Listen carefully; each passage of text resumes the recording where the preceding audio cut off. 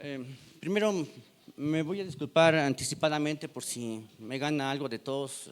Ando un poco así, pero vamos a entender que estamos de acuerdo, hermanos, que todos existe un cambio generacional en la misma familia. ¿Sí sigue conmigo? Abuelo, padre, hijo. ¿Sí? Y bueno, como pueden ver, aquí tenemos 3 sillas. Y esta predicación que vamos a escuchar, hoy Dios la puso en el corazón de un predicador llamado John Maxwell. No sé, a lo mejor lo han escuchado hablar. Esto fue hace muchísimos años, ¿sí? Entonces, yo la había escuchado en algunas iglesias, ha habido muchas versiones, pero hace meses la volví a escuchar, la volví a oír y Dios puso en mi corazón el poder profundizar y estudiar más sobre esta palabra para ponerla por obra en mi vida. Y aún así, Dios también puso en mi corazón el poderla compartir en este lugar, porque siguiendo la línea que el Señor ha establecido durante varias semanas, inclusive el miércoles nos hablaron básicamente de lo mismo, y si estuvieron hoy en la mañana a las 9 en el curso, hablaron lo mismo. Entonces, los que estuvieron en el curso, gracias. Realmente, hermanos, Dios es bueno y confirma su palabra en todo momento. Y vamos a ponernos en oración. Les puedo pedir que se pongan de pie para que sea el que tome el control. Señor Jesús, tú grande eres, poderoso, Señor, Rey del cielo y de la tierra. Te agradezco, Señor, tu bendición y tu favor a nuestras vidas. Que seas tú, Señor, tomando el control, Señor. Que todo lo que se diga en este lugar, tu palabra sea expuesta. Que haya toda palabra mía, Señor. Que haya todo pensamiento, Señor. Y toma el control inclusive de cómo se dice, Señor. Que tus palabras fluyan, Señor. Muchas gracias. Te ruego, Señor, que pongas en el corazón de todos mis hermanos el poder escuchar esta palabra y ponerla por obra en su vida. Gracias, Señor, de antemano. Sabemos que en ti hay bendición de vida y vida eterna. En el nombre de Jesús, amén. Pueden sentarse, hermanos. La Biblia nos muestra, hermanos, algo muy importante que sucede con los cambios de generación en generación. Y el día de hoy vamos a usar estas 3 sillas para ejemplificar esos tipos de generación. Y me voy a ayudar con los favoritos de mis hijos. ¿Sí? No sé si lo recuerden.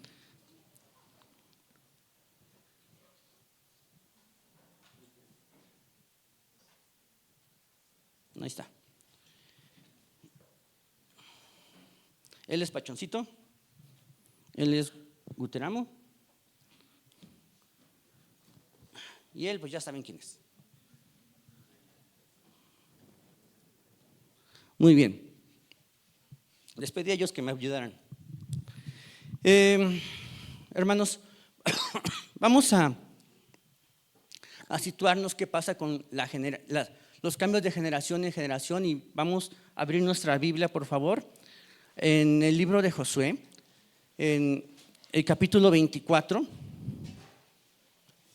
y vamos a leer a partir del versículo 14 y 15.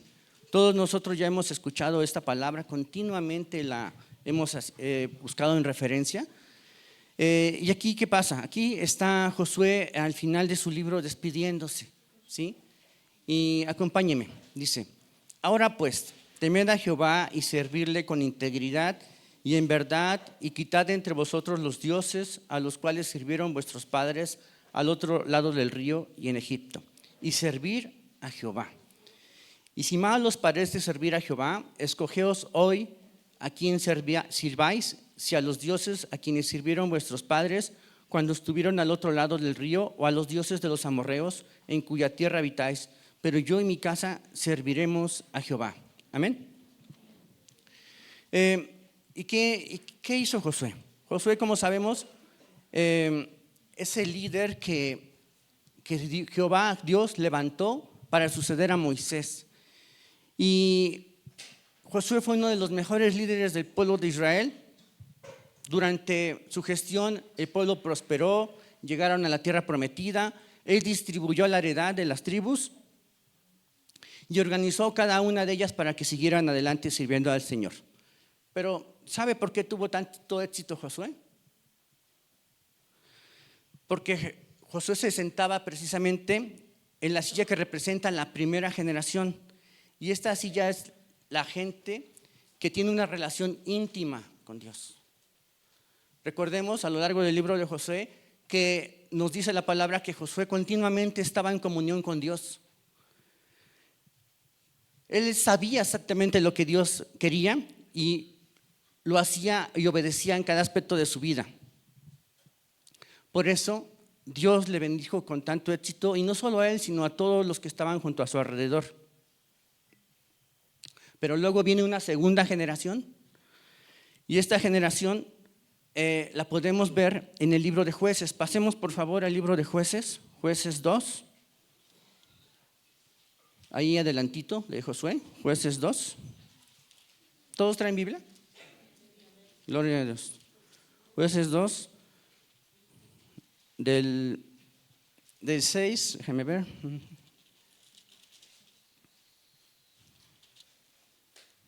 Sí, Jueces 2:6.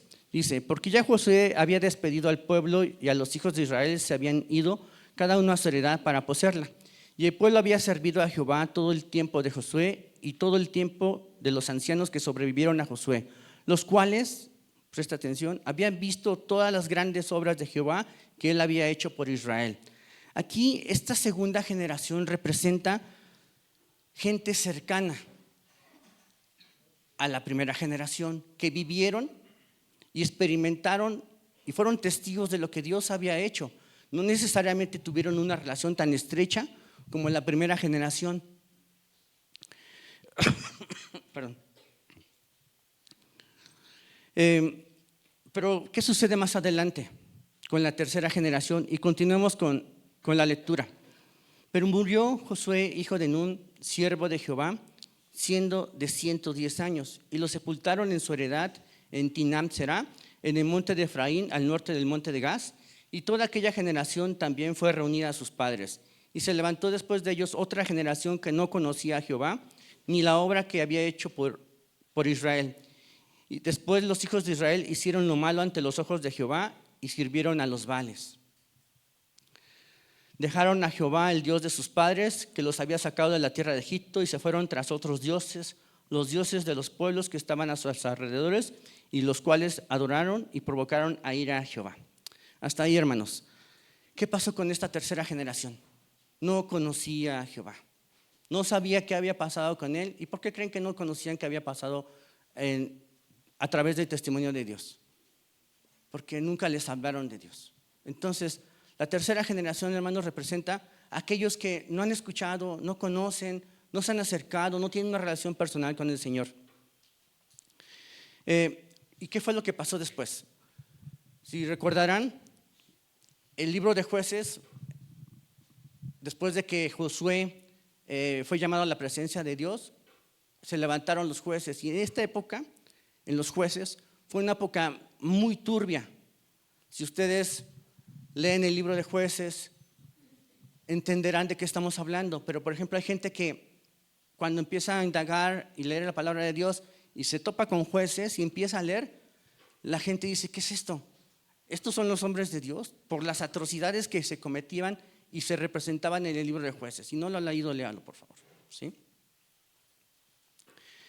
Y aquí podemos ver el resultado del liderazgo en 3 generaciones. Pero también podemos ver otro ejemplo bíblico que se muestra en lo que sucede en el corazón de esas 3 generaciones. Por favor, vayamos a Primera de Reyes 11. Primera de Reyes 11, vamos a leer del 1 al 4.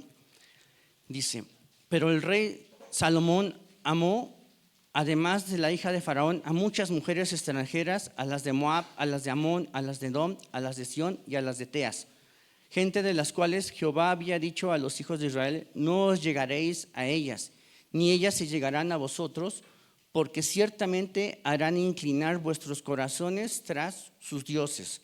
A estas pues se juntó Salomón con Amor, y tuvo 700 mujeres reinas y 300 concubinas, y sus mujeres desviaron su corazón. En el 4. Y cuando Salomón ya era viejo, sus mujeres inclinaron su corazón tras dioses ajenos, y su corazón no era perfecto, con Jehová su Dios como el corazón de su padre David. Aquí nos está diciendo la palabra cómo era el corazón de cada uno de ellos.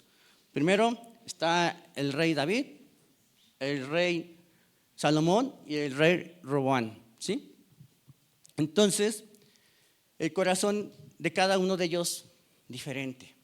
La Biblia nos dice que David era un hombre conforme al corazón de Dios. Amor, amén. Y David tenía un corazón por completo entregado al Señor. Pero ¿qué sucedió con Salomón? Salomón, lejos de seguir la palabra que mismo Dios le había puesto a él en sabiduría y en honor y en poder, le dijo que le alargaría sus vidas y seguía el consejo y que fuera como su padre, pero desafortunadamente Salomón no siguió ese consejo. Amaba a Dios, claro que amaba a Dios, pero también amaba a otros dioses.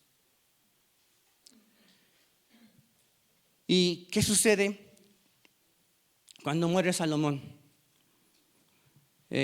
Acompáñenme ahí mismo en Primera de Reyes 12, del 3 al 11, dice: enviaron a llamarle, y vino pues Jorobán y toda la congregación de Israel y hablaron a Roboam diciendo: tu padre agravó nuestro yugo, mas ahora disminuye tú algo de la dura servidumbre de tu padre y del yugo pesado que puso sobre nosotros, y te serviremos. Y él les dijo: idos, y de aquí a 3 días volved a mí. Y el pueblo se fue. Entonces el rey Roboam pidió consejo de los ancianos que habían estado delante de Salomón, su padre, cuando vivía, y dijo: ¿cómo aconsejáis vosotros que responda a este pueblo? Y ellos le hablaron diciendo: si tú fueres hoy siervo de este pueblo y los sirvieres, y respondiéndoles buenas palabras les hablares, ellos te servirían para siempre. Pero él dejó el consejo de los ancianos que le habían dado y pidió consejo de los jóvenes que se habían criado con él y estaban delante de él. Y les dijo: ¿cómo aconsejáis vosotros que respondamos a este pueblo que me ha hablado diciendo: disminuye algo del yugo que tu padre puso sobre nosotros? Entonces los jóvenes que se habían criado con él le respondieron diciendo: así hablarás a este tu pueblo que te ha dicho estas palabras: tu padre agravó nuestro yugo, mas tú disminúyenos algo. Así les hablarás: el menor dedo de los míos es más grueso que los lomos de mi padre. Ahora pues mi padre os cargó de pesado yugo, mas yo os añadiré a vosotros yugo. Mi padre os castigó con azotes, mas yo os castigaré con escorpiones. Hermanos, aquí Roboam recibió el reinado que había dejado Salomón, pero Salomón vivía en una vida de excesos. O sea, tenía súper lujo en todo lo que él hacía, ¿sí?, para quedar bien con todas sus mujeres. ¿Y qué había dicho la palabra? Que no podía uno llegarse a mujeres extranjeras, porque su corazón se iba a desviar e iba a hacer lo incorrecto delante de Dios, ¿no? Entonces se acerca al pueblo. Cuando sube al trono Roboam, se acerca al pueblo y le dice: por favor, baja los impuestos, ¿no? ¿Y qué hace Roboam? Hace algo sabio, algo inteligente. Se acerca a los hombres que habían estado con su padre, inclusive con el rey David, para pedirles consejo. Y el consejo de ellos fue: baja los impuestos. Si los bajas, tu pueblo te va a amar, ¿sí? Pero ¿qué hizo Roboam? Roboam, lejos de seguir el consejo sabio, tomó consejo de los jóvenes que habían crecido con él y que ahora le servían. Y ellos le aconsejaron lo contrario: que el pueblo vea que el dedo más pequeño de Roboam es más grande que todo Salomón. Entonces él subió los impuestos y les hizo gran pesar. ¿Y qué pasó con esto, hermanos? Todos sabemos la historia. Hubo una rebelión. Esa rebelión fue la confirmación que Dios había puesto en Roboam para que a él se le dieran 10 reinos, porque Salomón había hecho lo incorrecto delante de Dios, pero dijo Dios que por amor a David le iba a dejar un reino a su hijo, ¿sí? Entonces se separa el reino y está Israel y el reino de Judá. Entonces, hermanos, podemos ver que realmente las decisiones que tomamos con un corazón que no está dispuesto a amar son decisiones que nos van a llevar hacia hacer lo incorrecto. La silla 1, representada por el rey David, tiene un corazón comprometido, devoto, 100%. David no está confundido de quién es Dios. David sabe que Dios es el rey y a él le sirve. Y tiene una constante comunión siempre con él. La palabra de Dios nos enseña que Dios escogió a David porque era un hombre conforme a su corazón. Pero, ¿qué pasa con Salomón? ¿Sí? Salomón vivió y creció conociendo del Señor, pero se alejó. Salomón amaba a Dios, pero también empezó a amar a otros dioses, ¿sí? Y no siguió el consejo que le había dicho Dios de seguirlo a él, ¿sí? Y esto pasa, hermanos, con las personas que están sentadas en la silla número 2, ¿sí? No hay una relación íntima con Dios. Dios no es su prioridad. No los vemos aquí, no los vemos en ningún servicio, no los vemos en haciendo realmente nada, ¿sí? ¿Por qué? Porque Dios no es su prioridad. Si por ejemplo son las personas que realmente vienen vienen pocas veces a la iglesia, no es su prioridad estar aquí. Si se presenta una final de fútbol o algún evento o vienen familiares o algo, ellos no están aquí. Y a lo mejor podría decirse que el ser buen cristiano es que estemos aquí todos los domingos. Dios no pasa lista los domingos, hermanos. Se trata de nuestras prioridades. ¿Qué es prioritario para ti? Cuando tú tienes el corazón sumergido en servir al Señor, ¿tu prioridad quién es? Dios. Él la pone. ¿Y qué pasa con el corazón de los que están en la silla 3, como Roboán? Esto es un corazón muerto espiritualmente. Es decir, no está abierto a Dios, no está abierto a ninguna cosa que tenga que ver con nuestro Señor. Está abierto a sus intereses, a sus amigos, a sus necesidades, pero no hay nada para el Señor. Son las personas que realmente no han tenido un encuentro personal con el Señor y están totalmente alejadas de Él. Ahora, ¿cómo impacta cada una de estas sillas en nuestra vida en general a partir de las cosas que son importantes para nosotros? ¿Sí? ¿Sí queda claro quiénes son qué representan las 3 sillas? Bueno, ¿cómo impacta esto en las cosas que son importantes para nosotros?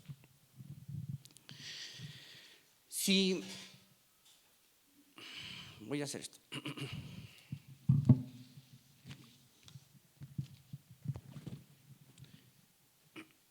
Si tú estás sentado en la silla número 1, tu prioridad y tus valores vienen de la Biblia. La Biblia es nuestra referencia, nuestro marco de dirección.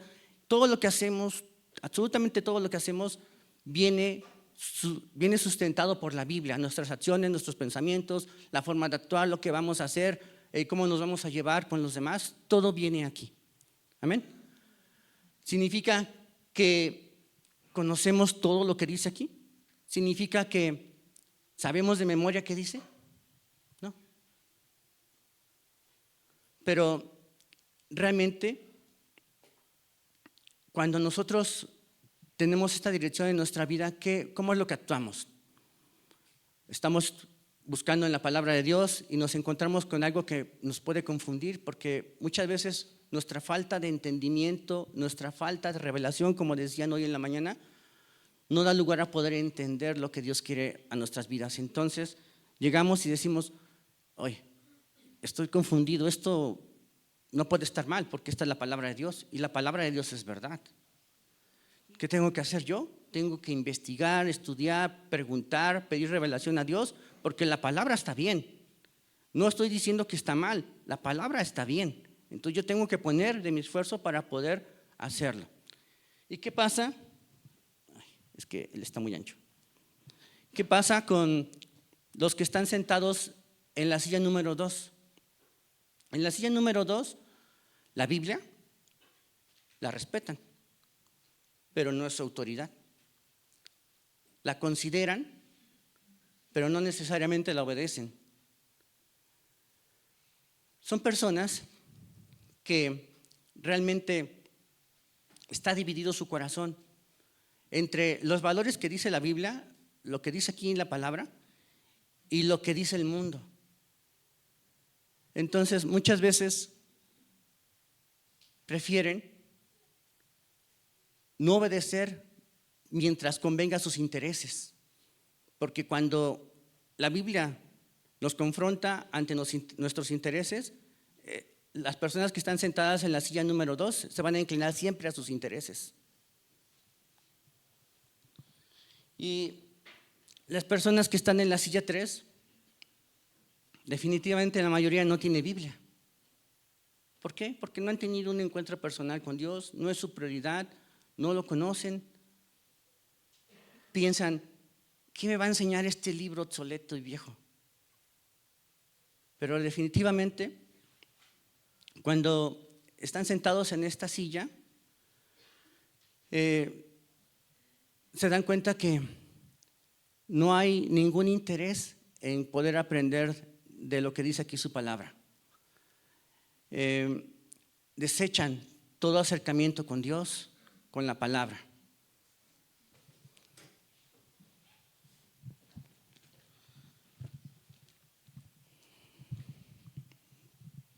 Amén.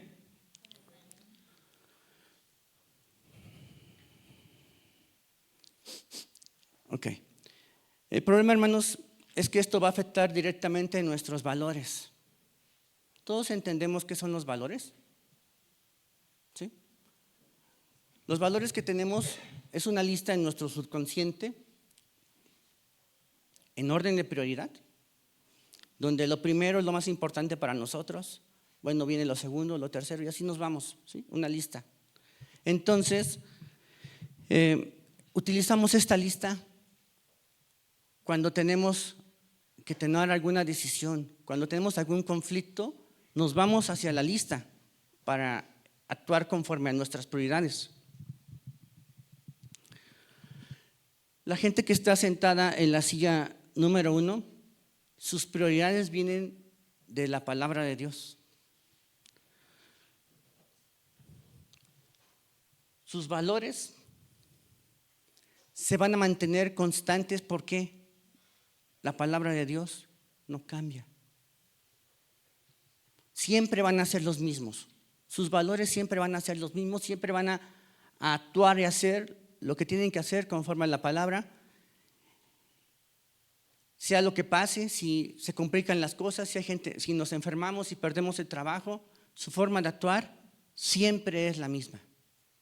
¿Por qué? Porque están arraigados a los valores que establece la Biblia. Pero ¿qué pasa con la silla número 2? Aquí tienes la influencia de la Biblia, pero también tiene la influencia del mundo.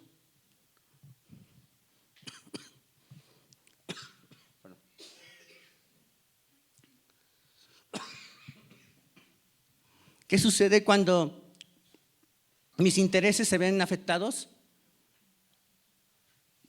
Hacen un equilibrio. Y voy a irme realmente hacia donde me favorecen mis intereses.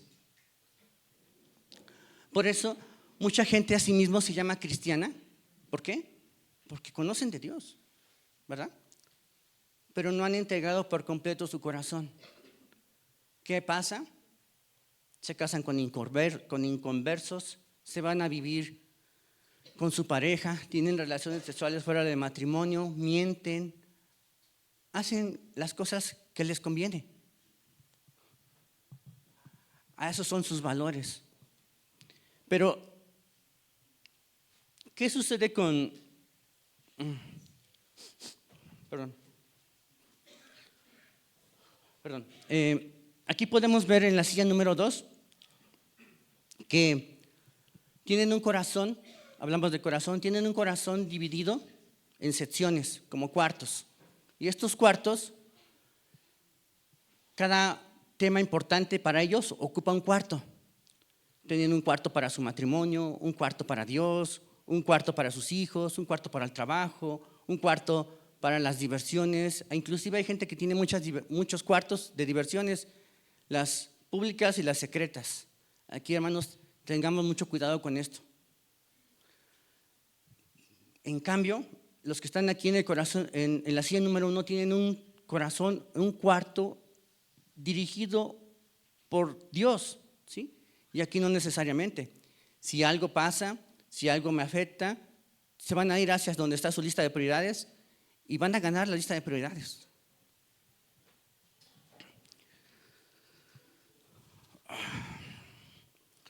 ¿Qué pasa con la gente que está en la silla número 3 con sus valores? Son como camaleones. ¿Sí saben quiénes son los camaleones? Cambian en base a su entorno y van cambiando. Entonces, sus valores de los que están sentados en esta silla cambian conforme a la moda, conforme a lo que está pasando en este momento, en ese lugar. Y aquí podemos ver, hermanos, que nuestra sociedad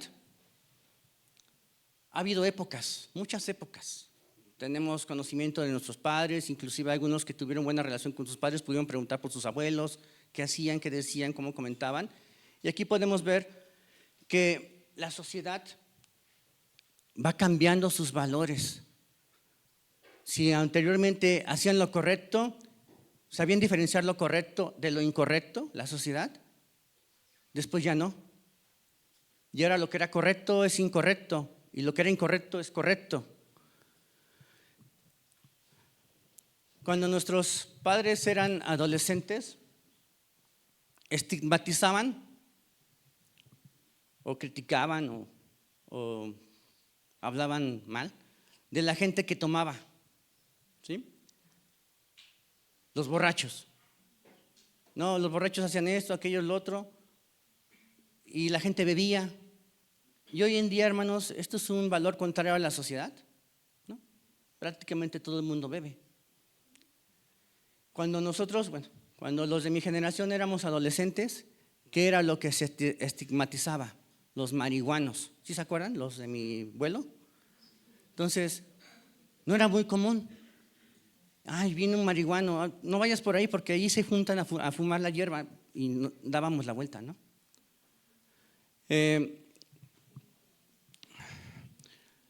Hoy la marihuana está siendo legalizada en muchas partes del mundo, ¿no? Inclusive en donde estamos aquí, la situación ya es algo normal, ¿sí?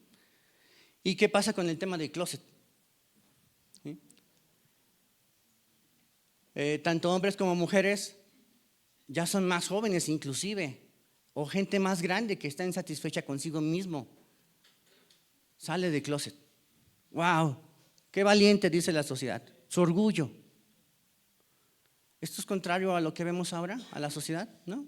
Inclusive hay leyes que los apoyan. Pero nosotros seguimos la palabra de Dios, ¿no? Y hay cosas que vimos que hace 30 años nos podían asombrar, pero hoy son muy comunes. Entonces, la gente que está sentada en la silla número 3, sus valores cambian conforme la sociedad. Dice la palabra de Dios en Isaías 5:20, hay de los que a lo malo le dicen bueno y a lo bueno malo. Amén. ¿Y cuál es el problema con esto? Que nuestros valores van a dictar nuestro comportamiento en donde estemos. Nuestros valores van a dictar nuestro comportamiento en donde estemos. Y podemos hablar, por ejemplo, del trabajo. La gente que se sienta en la silla 1, ¿cómo ve el trabajo? El trabajo, hermanos, la gente que está aquí espera de Dios un llamado para hacer lo que Dios quiere que hagamos de nuestra vida. Define su vocación. ¿Están convencidos los que están en la silla 1 que todo es servicio y ministerio? ¿Por qué? Porque tienen un corazón, ¿qué? Íntimo con Dios. Y todo lo que hacen en su trabajo lo hacen para dar la gloria a Dios. Absolutamente todo lo que hacen. ¿Y qué hacen con su trabajo? lo usan para poder extender el nombre de Dios en la gente con la que los rodea. Entonces, ¿qué es lo que pasa? Aquí Dios nos ha permitido estar en donde estamos, con la gente que estamos, en el lugar donde estamos, para compartir su palabra. Para compartir su palabra, hermanos. Los que están en esta silla son los más trabajadores, los más responsables, los más honestos, y son un foco de luz en donde quiera que se encuentren. ¿Quién dice amén? Yo creo que a estas alturas ya nos estamos identificando en qué silla nos encontramos, ¿verdad? ¿Qué pasa con la gente que está en la silla número 2? La gente que está en la silla número 2 no espera un llamado de Dios, lo que espera es su bendición. Y aquí existe el planteamiento, ¿dónde voy a tener un buen salario para darle educación a mis hijos, tener un buen retiro? Esto está incorrecto, ¿no? Muchos de nosotros buscamos esas cosas, tener un trabajo estable, pagarle educación a nuestros hijos y tener un retiro digno. El problema, hermanos, es cuando esas cosas se vuelven la prioridad. Cuando esas cosas se vuelven la prioridad, corazón dividido se aleja de Dios y busca esas cosas alejado de Dios.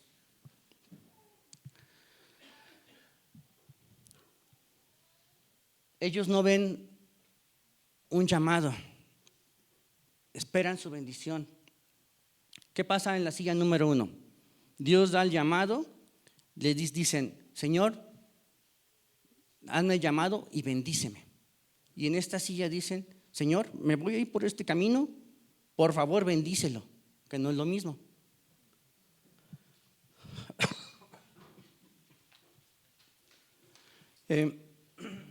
Para la silla número 3, el trabajo es como una escalera. Y lo que se pretende, el objetivo aquí es tener éxito económico y poder. Entonces van a subir los peldaños pisando donde sea. Como los valores de las personas que están aquí no son los de la Biblia, entonces van a mentir, van a engañar, van a robar, van a hacer negocios bajo el agua. Todo para encontrar éxito económico y poder. Ahora, pudiera pensarse que los que están en la silla número 3 son gente mala. No necesariamente. Son gente que no ha tenido un encuentro con el Señor. Y desafortunadamente están buscando la felicidad en el lugar equivocado. ¿Quién llena nuestra felicidad, hermanos? Nuestro Señor, ¿sí? Entonces, no importa todo lo que la gente haga, trabaje, logre, al final va a tener un vacío en su corazón. Porque solo Dios da ese contentamiento. Y lo vemos nosotros. Seguramente no estamos igual que las altas esferas o las posiciones económicas importantes, pero somos felices. ¿Por qué somos felices? Porque tenemos ¿a quién? A nuestro Señor. ¿Hasta aquí va conmigo? Ahora, ¿cómo verán estos lugares el matrimonio?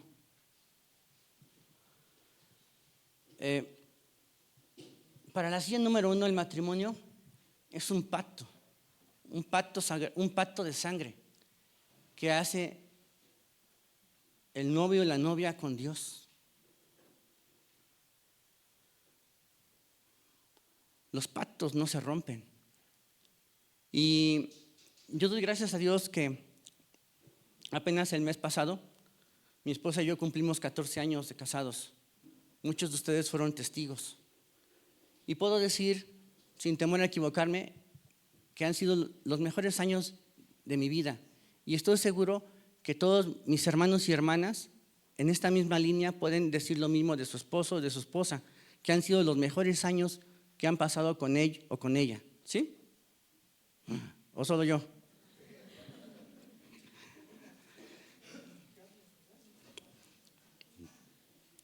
Debemos tener claro, hermanos, que si estamos sentados en esta silla, es en las buenas y en las malas. ¿Sí se acuerda? En las buenas y en las malas. Aquí tu pareja tiene la confianza de que no vas a salir corriendo. Si algo sucede, si hay alguna situación que necesita platicarse, porque tu pareja va a estar aquí. Muchas veces mi esposa, cuando sabemos que vamos a estar aquí, Dios utiliza a mi pareja como la herramienta más importante de mi transformación. Mi pareja me va a ayudar a transformarme y buscar más de la presencia del Señor. Ahora muchas veces mi esposa y yo bromeamos diciendo que, más ella que yo soy su santificación. Porque si es, así como me ven, sí es difícil estar conmigo, pero mi esposa es muy paciente y muy sabia. Y cuando tenemos diferencias, pues tenemos que platicarlas. Cada quien en su espacio, en su tiempo, de alguna manera, como somos, a lo mejor nos damos un espacio, un break, pero al final tenemos que platicarlo. No podemos dejar las cosas así. Y esto va a causar un crecimiento para todos aquellos que están sentados en esta silla. Amén. ¿Por qué? Porque el matrimonio es algo sagrado para Dios. Ahora, en la silla 2, ¿cómo ven el matrimonio? Los que están sentados en la silla 2, el matrimonio es un contrato. Y los contratos tienen salida. Si tú haces lo que tienes que hacer y yo hago lo que tengo que hacer, estamos bien. ¿Sí le suena bien? ¿Le suena similar esto? Pero si tú no haces lo que tienes que hacer, yo me salgo.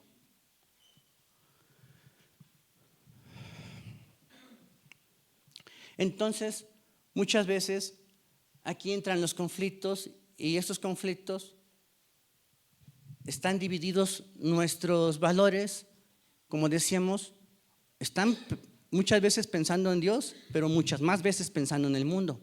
¿Y qué es lo que dice el mundo del matrimonio? Dice, se trata de ti, te tiene que hacer feliz.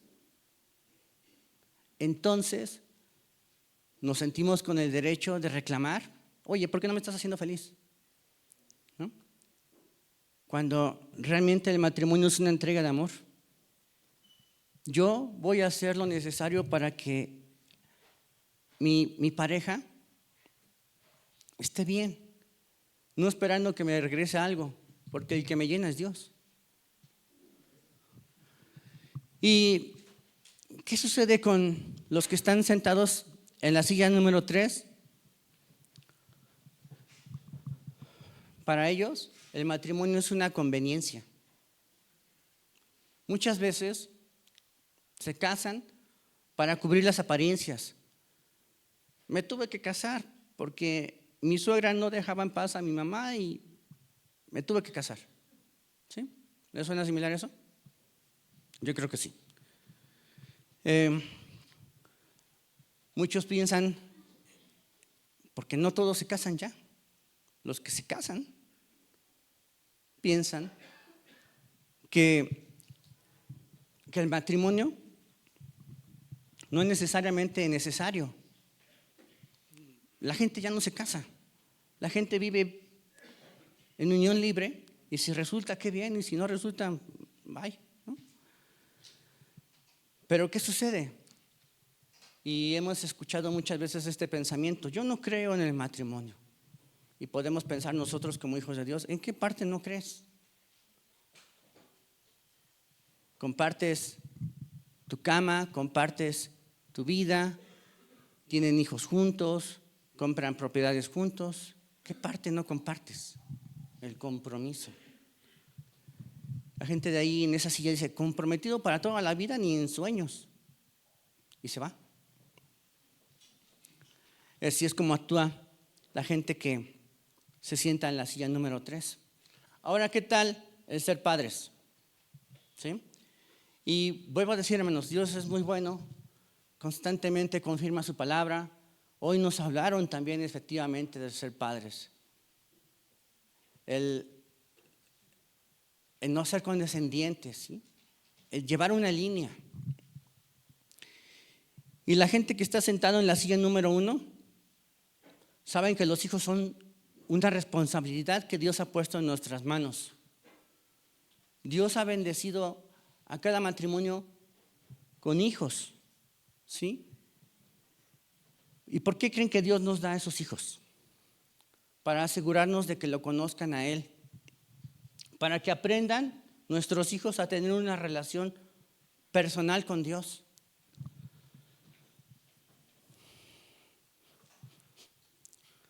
Para que amen a Dios, para que le busquen. ¿Y saben qué va a pasar? ¿Qué vamos a sembrar en el corazón de nuestros hijos si estamos sentados en la silla número 1? Vamos a sembrarles seguridad. Seguridad de que sus valores nunca cambian. ¿Por qué? Porque están basados en la Biblia. Y las personas, los padres que están sentados en la silla número 1, sus valores vienen de la Biblia. Por lo tanto, transmiten esos valores a sus hijos. Y sus hijos tienen esa seguridad.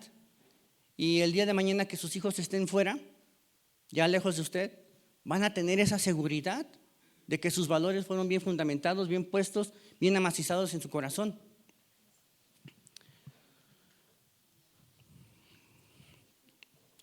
Ahora, las personas que están sentados en la silla número 2, ¿cómo ven la paternidad? Aquí, hermanos, su principal preocupación es que sean buenos niños. ¿Se ha escuchado eso? Yo quiero que mi hijo sea buen niño. No que sean niños de Dios como en la silla número 1, sino que sean buenos niños. En la silla número 1 se les estará transmitiendo valores que no pueden ser desviados, sólidos, constantes, una sola línea. Y aquí los padres confunden mucho a sus hijos. ¿Por qué? Porque tienen un pensamiento, algunas veces, recordemos los cuartos, algunas veces en Dios y otras veces en el mundo. Entonces, sus hijos se confunden. Pero, ¿qué tengo que hacer? Si ven a su padre mintiendo, si ven a su padre diciendo y haciendo cosas que no debe de hacer, pero le dice, ve a la iglesia, ¿sí? Pórtate bien. Aprende a amar a Dios, pero no ve a sus padres haciéndolo. ¿Qué cree que haga el niño? ¿El niño va a hacer lo que le dice su padre o lo que ve haciendo a su padre? Lo que ve haciendo a su padre. Entonces, los hijos de los que están sentados en esta silla son hijos muy confundidos, porque no saben dónde actuar. Si me voy para acá, sirvo al Señor. Si me voy para acá, al mundo.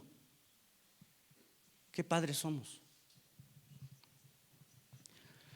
Y los padres que están sentados en la silla número 3, su principal objetivo es que tengan éxito. Su principal objetivo es que destaquen. Como no tienen los valores que existen en la Biblia, entonces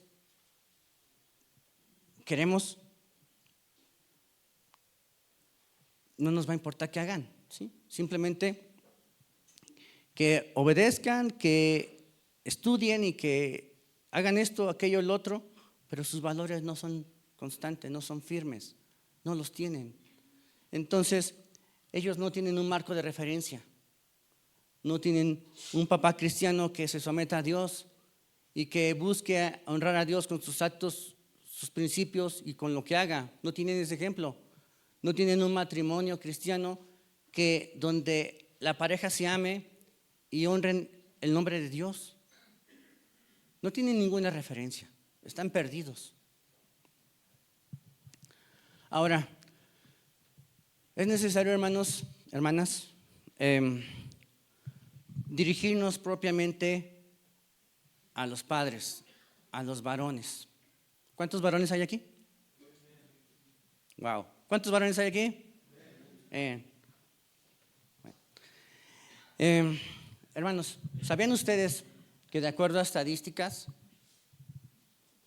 cuando les ha tocado estar en lugares donde por ejemplo, en la escuela de verano, les gusta y los niños quieren venir y sus papás los dejan. Entonces, los niños empiezan a conocer de Dios, ¿sí? Pero el detalle es que la mayoría de esos niños, en este caso dice la estadística, la familia, el 6% acaba conociendo de Dios y dándole la honra al Señor. El 6% cuando el niño es el primero que se acerca a conocer de Dios. ¿Y qué sucede cuando la mamá es la primera que conoce del Señor? ¿Qué sucede con la familia? Dice la estadística, el 20% de los casos, la familia va a terminar conociendo y sirviendo al Señor. El 20% de los casos. Pero cuando el papá es el primero que se convierte, el 93% de los casos, la familia termina sirviendo al Señor. Hermanos varones, tenemos que tomar nuestra posición y nuestro lugar como liderazgo en la casa. Es importantísimo, hermanos, tener este hecho, porque hoy en día las familias están desapareciendo.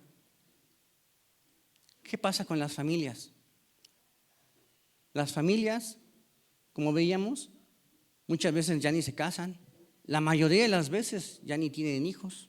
Yo donde trabajo es una filial de una empresa italiana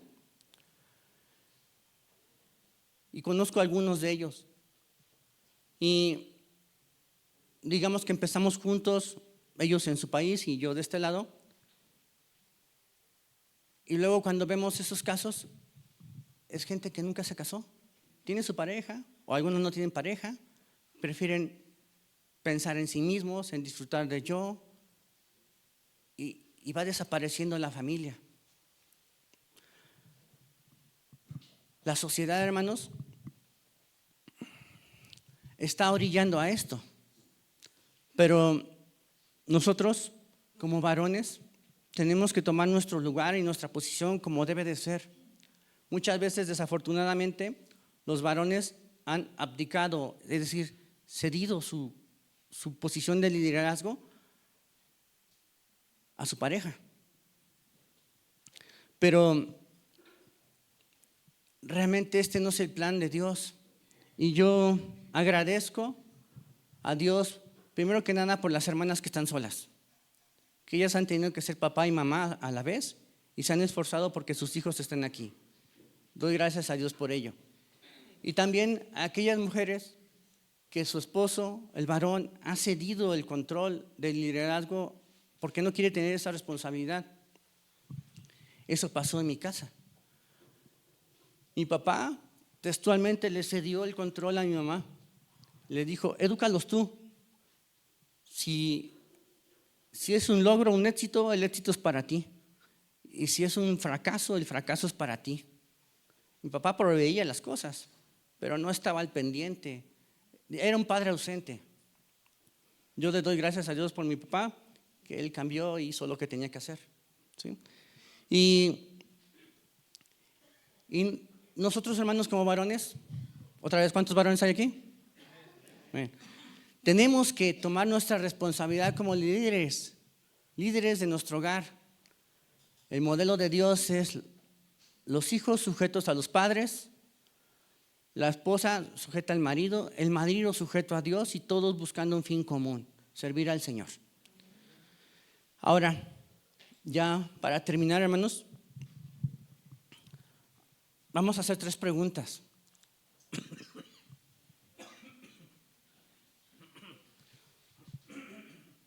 Perdón. ¿Cuál de estas 3 sillas creen que cause más estrés a los padres? ¿La silla 1, la 2 o la 3? A los padres, ¿eh? ¿Cuál creen que cause más estrés? ¿La silla 1? No, la silla 1 no. Porque los que están sentados en esta silla entienden que todo obra bajo la voluntad de Dios, que su familia, su matrimonio, su trabajo, su persona misma es por la misericordia de Dios y hacen lo que tienen que hacer para servir a Dios. ¿Será la silla número 3 la que causa mayor estrés? ¿No? ¿No? Porque los que están en esta silla les vale, no conocen de la palabra de Dios, son del mundo, ¿sí? Hacen lo del mundo. La silla que causa más estrés es la silla número 2, porque aquí conocen de Dios, pero tienen dividido su corazón entre Dios y el mundo. Entonces, se esfuerzan los padres. Ojalá salgan buenos hijos, es su pensamiento. Ojalá que escuchen la palabra de Dios, pero tú no lo estás haciendo.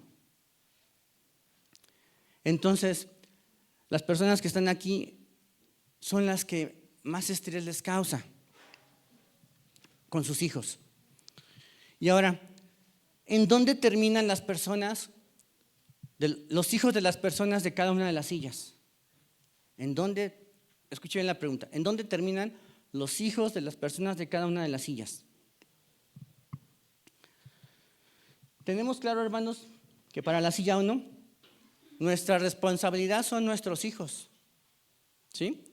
Entonces, yo voy a hacer lo necesario para que mis hijos, si me siento en la silla número 1,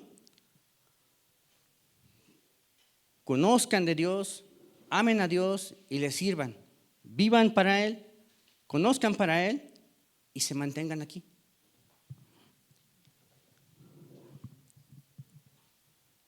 Pasa muchas veces. Y lo podemos ver inclusive en este lugar. Yo le digo a los jóvenes con los que trabajo aquí en la obra, que a muchos de ellos yo los vi pequeños. Y hoy muchos de ellos están sentados en la silla número 1. ¿Por qué? Porque han visto a sus padres que están sentados en la silla número 1 y permanecen en la silla número 1.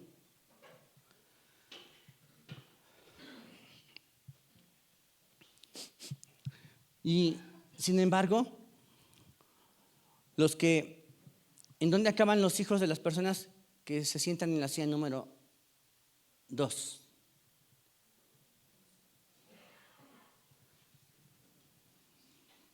Tienen un corazón dividido. ¿Qué podemos enseñar a nuestros hijos? Valores de la iglesia, pero no los sigo. Haz esto correcto, pero yo no lo hago. Están tan confundidos que la mayoría de los hijos, estadísticamente hablando, acaban en la silla número 3. Desechando toda palabra de Dios, siendo inmunizados a su palabra. Y hasta cuando ya cuando sean adultos, Dios les llame y tengan una confrontación personal con el Señor, van a entender que la mejor posición es la silla número 1. Pero mientras tanto, acaban confundidos, ¿sí?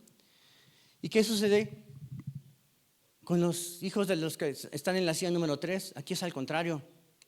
Muchas veces, por la gran confusión, por el gran tiradero que existe en sus vidas, andan buscando algo. No saben qué, pero andan buscando algo. Y cuando hablan del Señor, me pongo acá, ¿sí? Entonces, la mayoría, o un gran porcentaje de los que están sentados en esta silla, después de que ha pasado un sinfín de situaciones en sus vidas,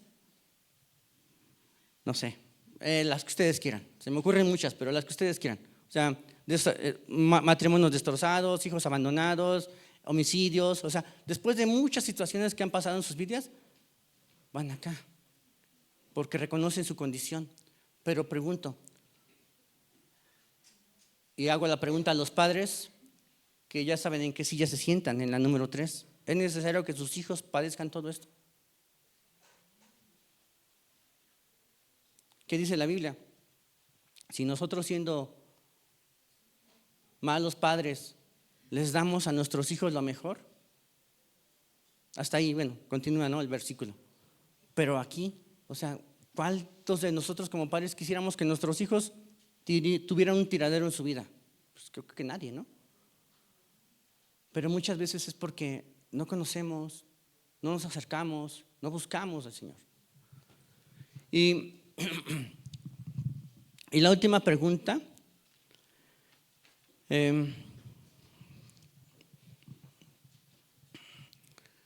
es: ¿en qué silla estamos sentados? Esta es una pregunta que solamente tú puedes responder, pero recuerda esto: Dios ya sabe la respuesta. Dios ya sabe en dónde estás sentado en este momento.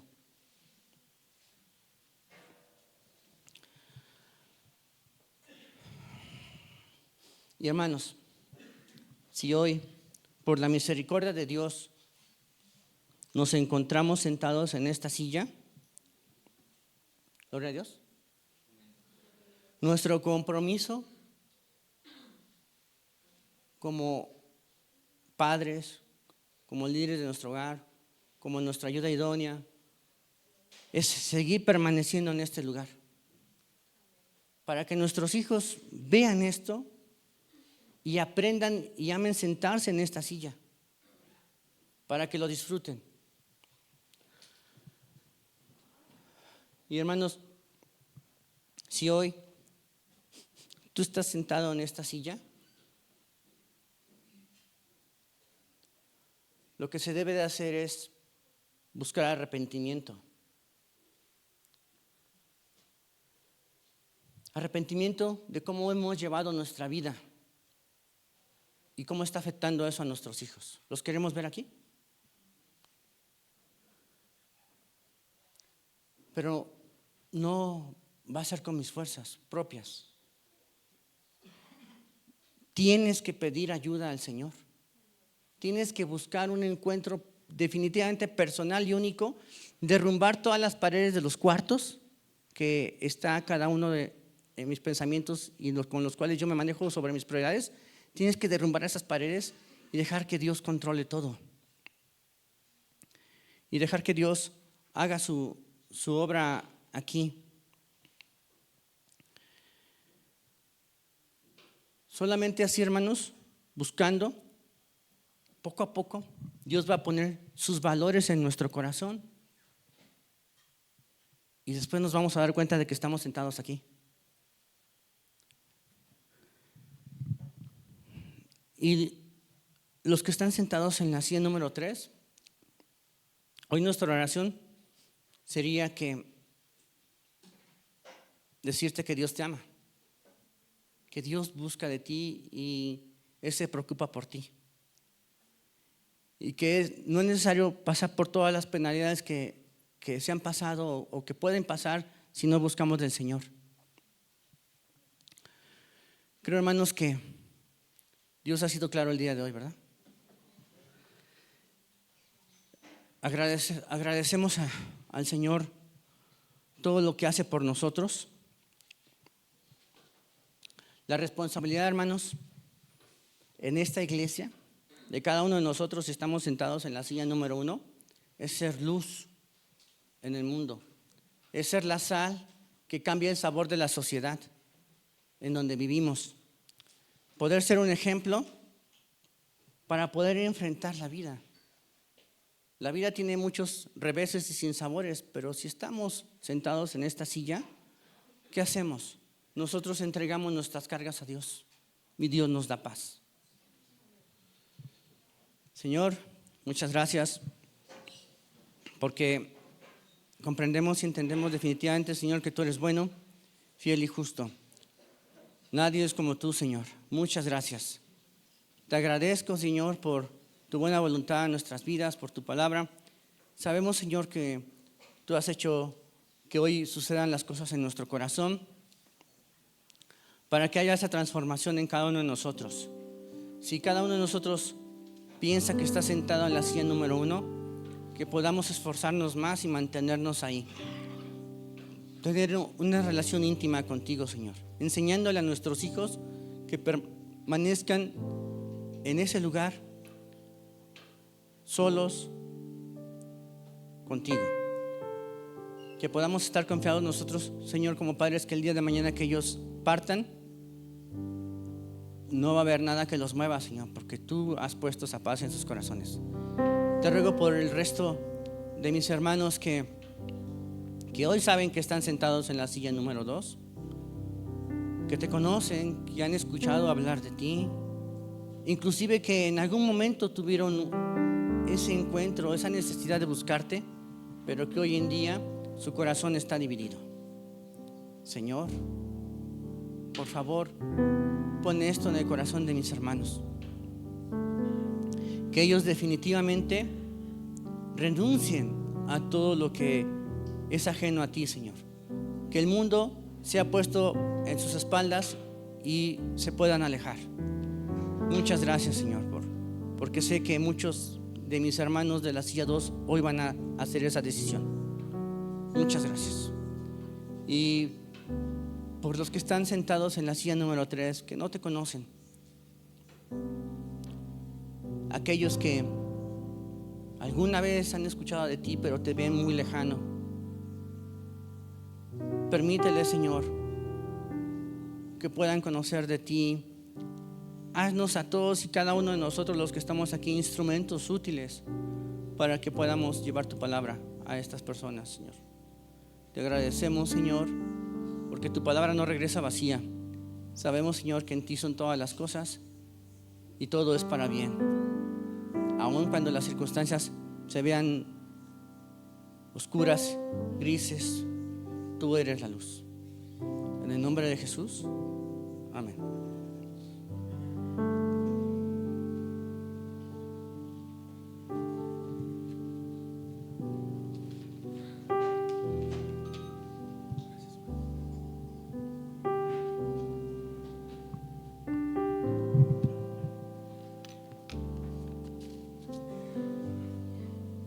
¿Cuántos están? Un fuerte gloria a Dios. Quiero leerle el Salmo 1. Salmo 1, versículo 1. Muchos de ustedes quizá lo han leído. Y esto resume toda la plática que hemos visto hoy. Dios habló a su corazón. Salmo 1. Bienaventurado el varón que no anduvo en consejo de malos, ni estuvo en camino de pecadores, ni en silla de escarnecedores se ha sentado, sino que en la ley de Jehová está su delicia, y en su ley medita de día y de noche. Amén. El tema ahora, usted puede preguntar, hermano, ¿y en qué silla considera que yo estoy sentado? No, ese no es el objetivo. Puedes poner el título de la, por favor. Vea el título de la plática hoy.